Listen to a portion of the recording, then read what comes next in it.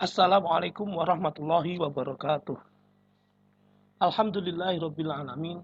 Hamdan syakirin, hamdan na'imin, hamdan ni'amahu wa yukafi'u mazidah. Allahumma sholli wa sallim ala Muhammadin wa ala alihi wa sahbihi wa man tabi'ahum bi ihsanin ila yaumiddin. Amma ba'd. Ikhwani fiddin rahmatullahi alaikum. Alhamdulillah kita bisa melanjutkan kajian kitab tafsir kita. Untuk seri ketiga ini kita akan membahas contoh-contoh berpikir. Karena itu, marilah kita buka kajian kita dengan bersama-sama membaca basmalah. Bismillahirrahmanirrahim. Kita refresh dulu pertemuan kita, roadmap pertemuan kita, bahwa sekarang pertemuan ketiga. Sebelumnya pertemuan pertama kita antarkan dengan problem yang sifatnya agak filosofis ya. Tujuan kita belajar ini untuk apa? Tidak ada lain untuk diamalkan. Jadi untuk diamalkan agar kita mengetahui kerangka berpikir yang sesuai dengan realitasnya, terus kemudian tip-tip berpikir yang diajarkan di kitab ini itu bisa kita amalkan, bisa kita praktekkan. Itu pertemuan pertama. Kemudian pertemuan kedua kita membahas kaidah-kaidah berpikir ya, mulai dari definisi berpikir, metode berpikir secara mendetail. Dua bab ini, definisi berpikir dan metode berpikir, sudah kita sampaikan di pertemuan kedua. Adapun termasuk kaidah-kaidah berpikir adalah contoh-contoh aktivitas berpikir dan berpikir memahami teks. Ini secara umum adalah isi dari kitab At-Tafkir ini. Nah, pada pertemuan ketiga ini kita akan membahas contoh-contoh aktivitas berpikir. Ikhwani fillah rahmatullahi alaikum. Kesimpulan dari pertemuan kedua kemarin bahwa pandangan terhadap Al-Quran meskipun sekilas saja menunjukkan kepada kita bahwa Al-Quran sendiri menggunakan metode rasional, baik ketika menyampaikan dalil maupun ketika menjelaskan hukum. Jadi metode rasional sebagai asas berpikir memiliki cabang metode ilmiah dan logika atau mantik. Nah, Al-Quran ketika berkomunikasi dengan kita, ya Al-Quran itu kan kalamullah, ketika berkomunikasi dengan kita sesungguhnya menyentuh metode rasional, menyentuh rasionalitas kita menggunakan metode rasional. Misalnya kita lihat dalam ayat-ayat berikut. Allah Subhanahu wa taala berfirman dalam Al-Qur'an surah At-Tariq ayat 5, A'udzu billahi minasyaitonir rajim. Fal yanzuril insanu mimma khuliq. Fal yanzur, hendaklah melihat siapa yang melihat al-insanu, hendaklah manusia itu memperhatikan, melihat, mengangan-angan mimma khuliq, dari apa sesungguhnya dia itu diciptakan. Afala yanzuruna ilal ibili kaifa khuliqat. Ini ada di Al-Qur'an surah Al-Ghasyiyah ayat 17. Afala apakah mereka tidak yanzuruna, mereka tidak memperhatikan ilal ibili, kepada onta, kaifa khuliqat, onta itu diciptakan, bagaimana onta itu diciptakan. Nah, ini perintah juga untuk mengangan-angan, memperhatikan. Mungkin mengobservasi juga masuk dalam definisi di sini. Berikutnya ada di Al-Quran surah Al-Anbiya ayat 22. Lau kana fihima alihatun illallahu lafasadata. Seandainya di langit dan di bumi itu ada Tuhan-Tuhan lain selain Allah, tentu keduanya pasti telah rusak binasa. Lafasadata, keduanya rusak. Pasti itu membuat kita berpikir ya, bahwa kemudian akan terjadi pertentangan antara satu Tuhan dengan Tuhan yang lain. Dan itu tidak mungkin terjadi. Ikhwani fillah rahmatullahi alaikum. Begitu juga ketika menyampaikan ayat tentang qital, tentang jihad ya. Kutiba alaikumul qitalu wa huwa kurhul lakum. Al-Baqarah ayat 216, telah diwajibkan atas kalian untuk qital, untuk jihad, untuk berperang.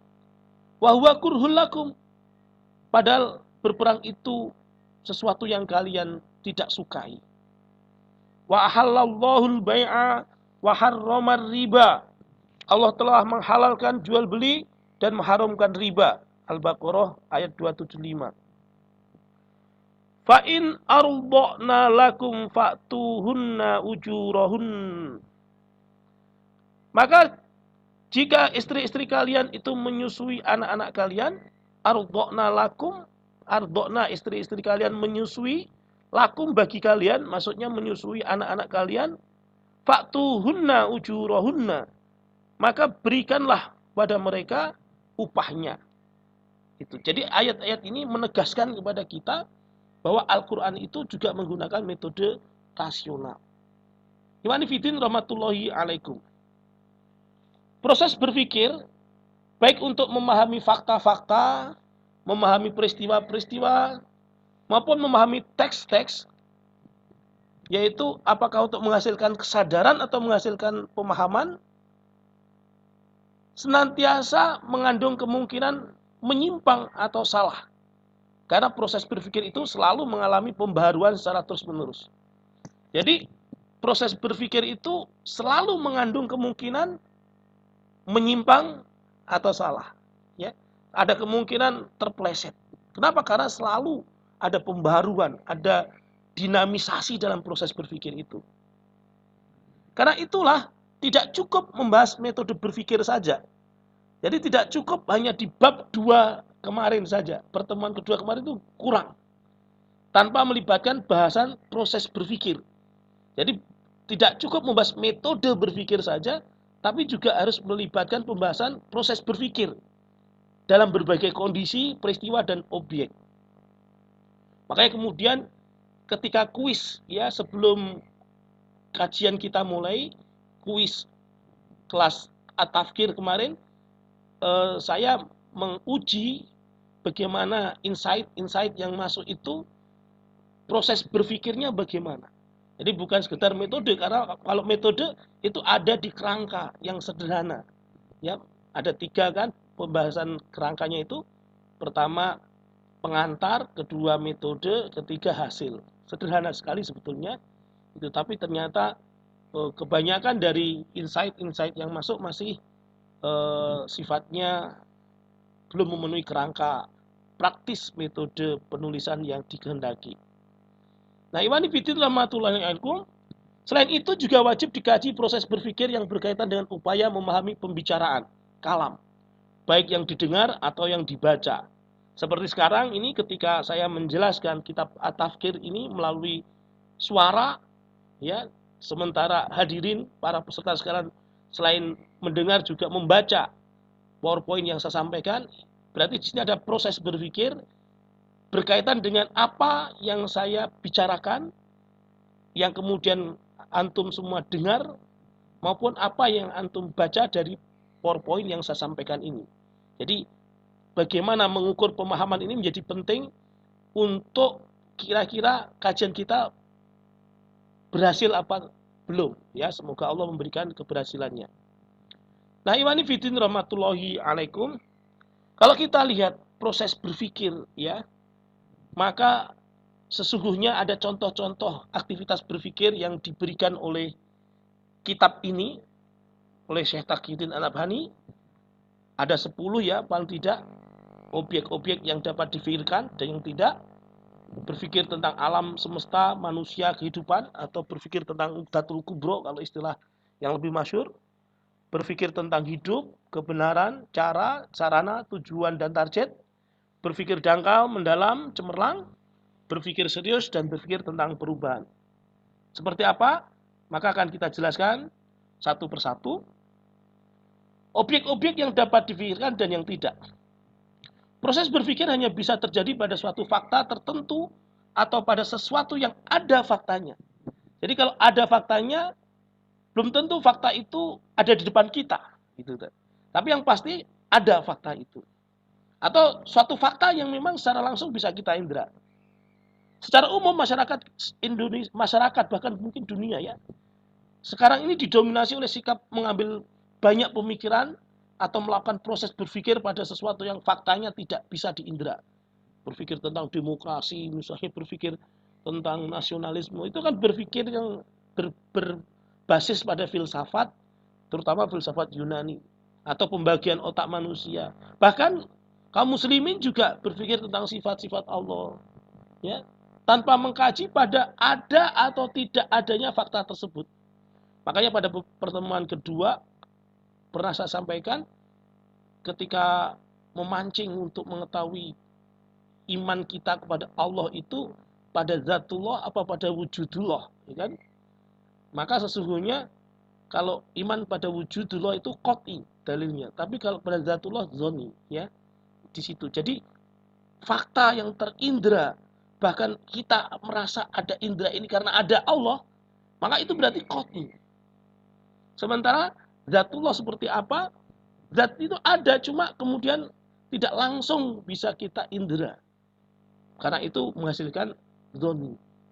Yang pasti ada faktanya, sehingga kemudian kita bisa berpikir.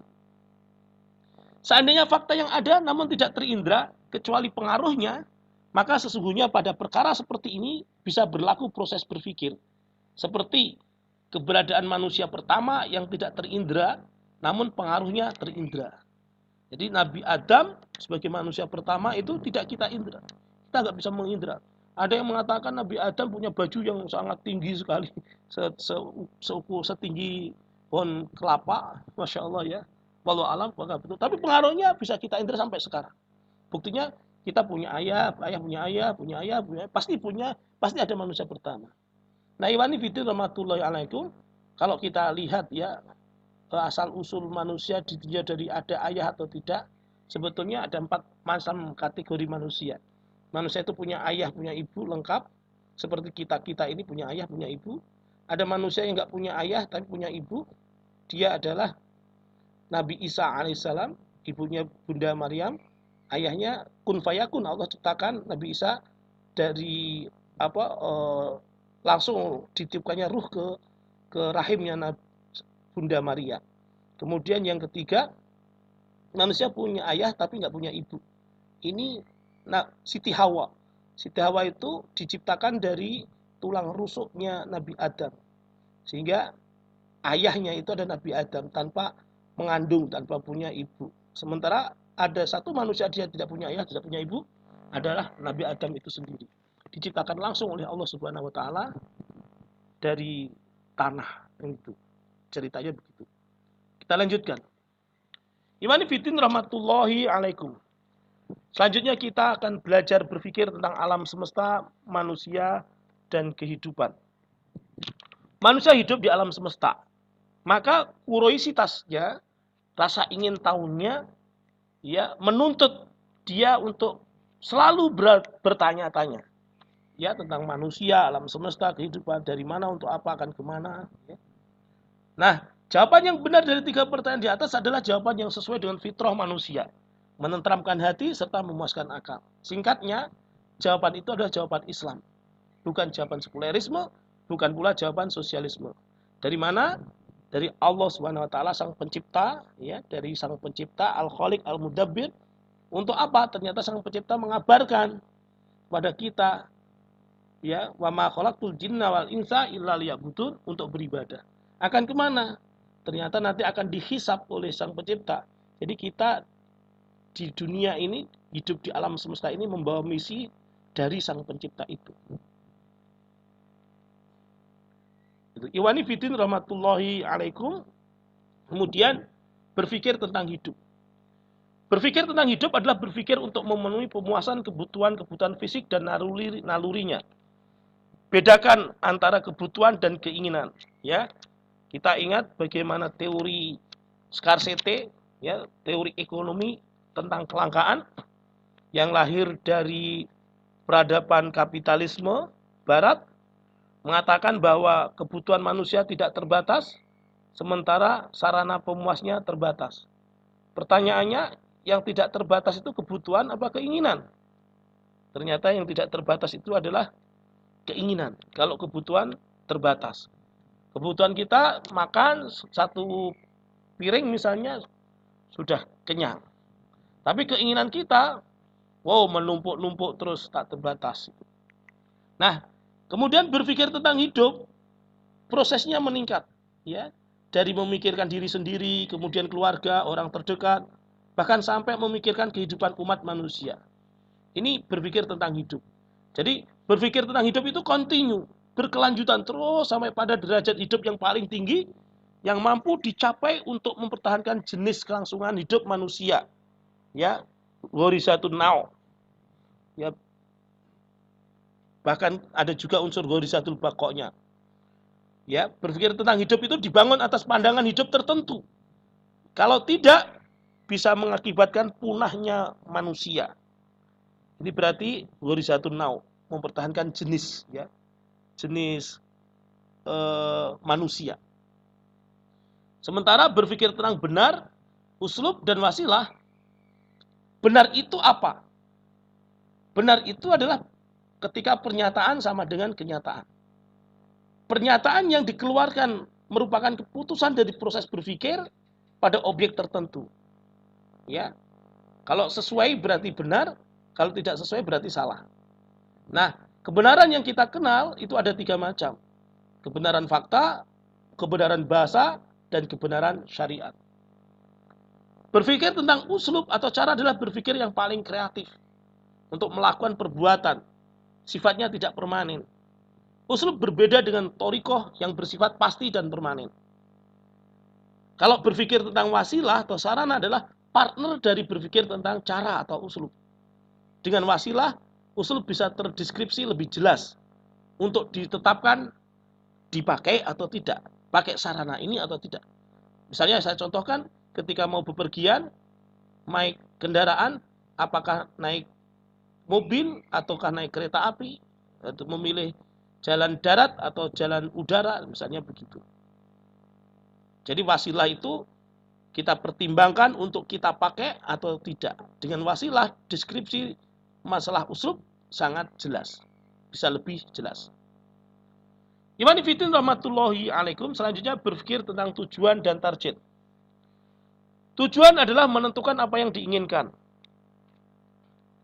Tujuan dan target manusia adalah menentukan apa yang diinginkan oleh mereka.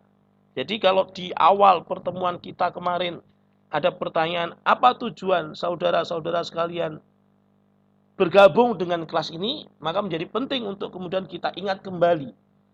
Terus kemudian di pertemuan pertama kita sampaikan bahwa tujuan kita adalah belajar untuk diamalkan. Ya, bukan belajar hanya untuk pengetahuan saja tanpa diamalkan, maka sia-sia. Ya, bukanlah ilmu itu banyaknya hafalan, bukan. Tapi ilmu itu apa yang dia manfaatkan, yang bisa dimanfaatkan. Khairun nas anfa'uhum linnas. Sebagaimana kata hadis. Bahkan kalau tidak menambah keimanan, ngapain gitu. Jadi harus memiliki tujuan, ya. Tujuan yang paling tinggi, cita-cita yang paling tinggi adalah ridhonya Allah Subhanahu wa taala. Ikhwani fillah rahmatullahi alaikum. Tujuan itu bisa direalisasikan ketika ada cara dan ada wasilah dalam pikiran kita. Bagaimana caranya, menggunakan sarana apa. Maka untuk bisa mencapai tujuan yang benar, yang pas, caranya adalah sangat kreatif. Bisa melalui sana, melalui sini, dan lain sebagainya. Iman fillah rahmatullahi alaikum. Sekarang kita akan membahas berpikir dangkal, mendalam, cemerlang, dan serius. Kebanyakan manusia berpikir dangkal, sekedar memindahkan fakta ke dalam otak saja, tanpa menganalisisnya. Jika ada analisis, maka taraf berpikirnya naik ke derajat mendalam. Nah, berpikir cemerlang adalah berpikir mendalam dengan variabel-variabel yang lebih kompleks, sehingga bisa menghasilkan kesimpulan yang benar. Jadi, kalau misalnya dijenjangkan dalam tingkat pendidikan, mungkin ya, S1 itu berpikirnya masih mendalam ya. Jadi kalau SMA masih ya dangkal mungkin begitu ya. Mungkin ya ini karena apa pengamatan secara umum aja begitu. Kalau sudah S2 lebih mendalam lagi, variabel-variabelnya mengarah ke metodologi. Kalau sudah S3 lebih banyak lagi variabel yang lebih kompleks, bahkan bisa menemukan novelty kan begitu. Wallahu alam. Beda dengan berpikir mendalam cemerlang, kalau ini serius. Jadi berpikir cemerlang itu belum tentu serius. Tapi kalau serius, ini berpikir yang meniscayakan adanya usaha, adanya amal, adanya perbuatan. Sehingga kemudian maksud dari seseorang untuk berbuat itu ada usaha untuk merealisasikannya dengan baik. Jadi urutannya dia berpikir serius, ada usaha, ada maksud, ada tujuan, terus begitu berproses. Ya, setia dalam proses ya. Hasil itu wilayah Allah, tapi hasil tidak akan mengkhianati proses begitu. Berpikir tentang perubahan. Berpikir tentang perubahan adalah jenis berpikir yang paling penting. Meski tidak disukai oleh orang-orang lemah semangat. Dan tentu akan ditolak oleh para pemalas, serta akan diperangi oleh status quo yang sudah terjebak di zona nyaman. Berpikir tentang perubahan, apapun jenis perubahan itu, hendaknya dimulai dari segala sesuatu yang paling mendasar. Tanpa itu tidak terjadi perubahan. Sesuatu yang paling mendasar itu adalah aqidah akliyah yang basikum anda an-nizam. Jadi mabda. Prosesnya dengan mencermati yang rusak dan penggantinya yang baik untuk digunakan mengganti. Jadi mana yang rusak, mana yang baik. Yang rusak ini akan kita ganti dengan yang baik. Itu ada proses mengganti yang rusak dengan yang baik. Begitu Iwan Ifidin rahmatullahi alaikum. Insyaallah ya pertemuan ke depan kita akan membahas tentang berpikir memahami teks. Wallahu alam bisawab. Terima kasih. Kita lanjutkan dengan diskusi. Assalamualaikum warahmatullahi wabarakatuh.